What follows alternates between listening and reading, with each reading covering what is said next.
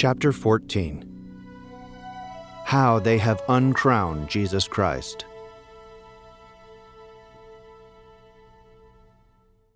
At the last judgment, Christ will accuse those who have expelled him from public life, and will have the most terrible vengeance from such an outrage. Pope Pius XI. At the risk of repeating myself, I come back to the social kingship of our Lord Jesus Christ, that dogma of the Catholic faith, which no one can put in doubt without being a heretic. Yes, exactly, a heretic. Make a judgment then on the dying faith of the Apostolic Nuncio in Bern, Switzerland, Bishop Marchioni, with whom I had the following conversation on March 31st, 1976. I said to the bishop, "Some dangerous things can easily be seen in the Declaration on Religious Liberty. There are some things contrary to what the popes have taught. It is decided now that there can no longer be Catholic states." "But of course, that is evident." "Do you think that that is going to do the Church any good? This suppression of the Catholic states?" But you understand, if we do that, we will get a greater religious liberty with the Soviets." "But the social reign of our Lord Jesus Christ, what are you going to do about that?" That is impossible now. Perhaps in the distant future.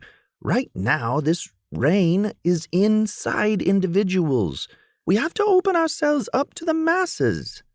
"But the encyclical Quas Primas, what do you do with that?" But the Pope would not write that anymore, not now." "Did you know that in Colombia it was the Holy See itself that asked for the suppression of the Christian constitution of the state?" "Yes, and here also." "In the Valais?" "Yes, in the Valais. Now you see I am also invited to all the meetings." "Then you approve of the letter that Bishop Adam wrote to the faithful of his diocese, explaining why they should vote for the law of separation of church and state?"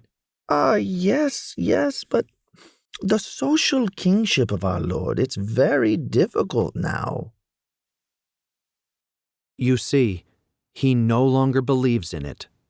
It is an impossible or very difficult dogma, which would not be written now any more. How many people think like this today? How many are incapable of understanding that the redemption of our Lord Jesus Christ must be brought about with the help of civil society, and that the state must become, within the limits of the temporal order, the instrument of the application of the work of the redemption? They will answer you, "Those are two different things. You are mixing politics and religion." Yet all has been created for our Lord Jesus Christ, and therefore for the accomplishment of the work of the redemption. Everything, including civil society, which, I have told you, is itself a creature of the good Lord. Civil society is not a pure creation of the will of men. It results above all from the social nature of man, from the fact that God has created men so that they will live in society. It is written into nature by the Creator. Therefore, civil society itself, no less than individuals, must render homage to God, its author and its end, and serve the redeeming design of Jesus Christ. In September 1977, I gave a conference in Rome at the residence of Princess Pallavicini, and I read there a document from Cardinal Colombo, in which he said that the state should not have a religion, that it should be, quote, "without ideology." Well, far from contradicting me, the Cardinal responded to my attack in L'Avvenire d'Italia by repeating the same thing, saying it again with still more force throughout his article, so much so that it was entitled Lo Stato non può essere altro che laico. The state cannot be anything but secular, therefore without religion. A cardinal said that. What idea does he have of the redemption of our Lord Jesus Christ? That is unheard of. Look at how much liberalism has penetrated the church. If he had said that 20 years before, it would have had the effect of a bomb in Rome. Everyone would have protested. Pope Pius XII would have contradicted it and taken direct measures. But now, it's normal. It appears to be normal. So it is essential for us to have the conviction of this truth of faith. Everything, including civil society, has been devised to serve, directly or indirectly, the redeeming plan of our Lord Jesus Christ.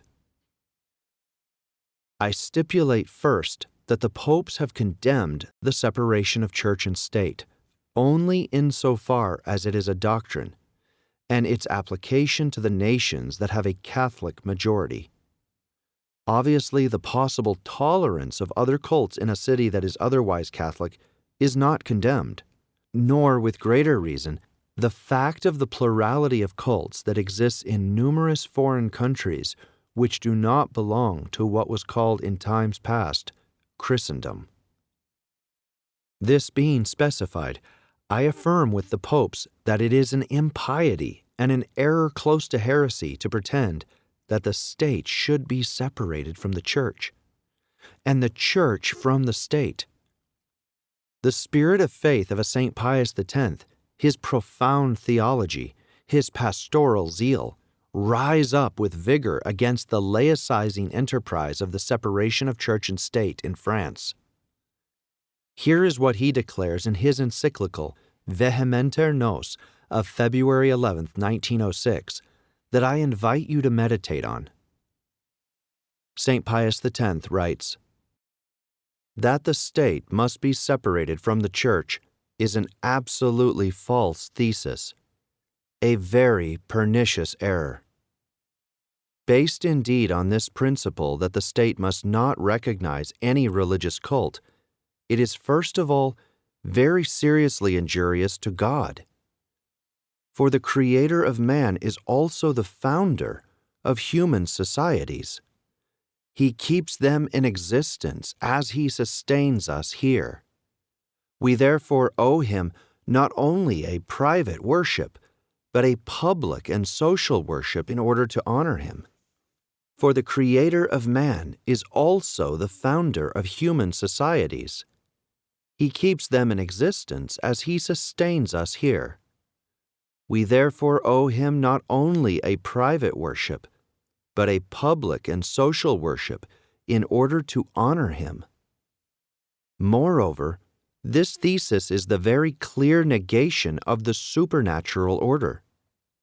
It indeed limits the action of the state to the sole pursuit of public prosperity during this life, which is only the proximate reason for public societies, and it is not concerned in any way as being foreign to it with their last reason for existence, which is the eternal beatitude offered to man when this very short life will have come to an end. Since the present order of things which unfolds in time finds itself subordinated to the acquisition of that supreme and absolute good, not only must the civil power not place an obstacle in front of this acquisition, but it must besides help us in this. This thesis likewise upsets the order very wisely established by God in the world, an order that demands a harmonious concord between the two societies. These two societies, religious society and civil society, have indeed the same subjects, although each of them exercises its authority over them in its own sphere. It inevitably results from this that there will be many matters of which the knowledge and judgment will be in the province of one and then of the other. Now, when the accord between state and church comes to disappear, from these common matters, the seeds of disputes will easily swarm. They will become very sharp on both sides. Thus, the notion of truth will be clouded from this, and souls will be filled with a great anxiety.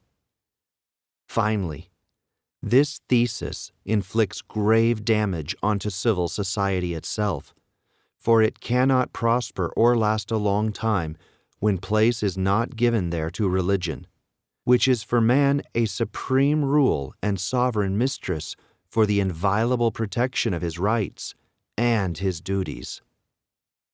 End quote. The Holy Pope then relies on the teaching of his predecessor, Leo XIII, from whom he quotes the following passage, showing by the continuity of the doctrine the authority with which it is vested. He writes, "The Roman pontiffs have not ceased, according to the circumstances and the times, refuting and condemning the doctrine of separation of church and state. Our illustrious predecessor, Leo XIII, particularly, several times magnificently exposed what should be, according to Catholic doctrine, the relations between the two societies." End quote. There follows the passage from Immortale Dei that I have quoted to you in the preceding chapter, and again this quotation. Leo XIII writes, "Human societies cannot, without becoming criminal, conduct themselves as if God did not exist, or refuse to be concerned with religion as if it were a foreign thing to them, or something that could not serve them in any way. As for the Church, which has God Himself as its originator, to exclude it from the active life of the nation, from the laws, from the education of the youth, and from domestic society, is to commit a great and pernicious error." End quote. We have only to reread once more that passage of Immortale Dei to ascertain that Leo XIII, in his turn, affirms that he is only taking up again the doctrine of his predecessors.